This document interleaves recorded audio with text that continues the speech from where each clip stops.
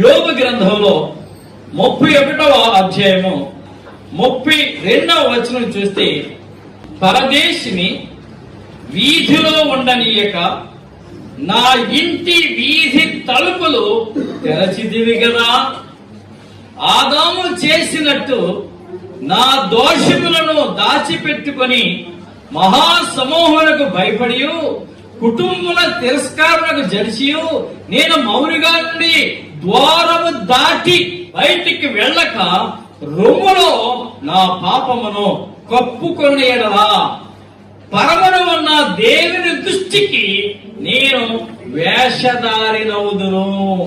పరిచర్య ద్వారం సంఘంలో ఏ పనైనా చేయడానికి నీవు సంసిద్ధంగా ఉండు. నువ్వు పరదేశివి కాదు, దేవుని కుమారుడివి, కుమార్తె. నీ కొరకు ఇంటి ద్వారము తెరబడి ఉంది, పరిచర్య ద్వారం.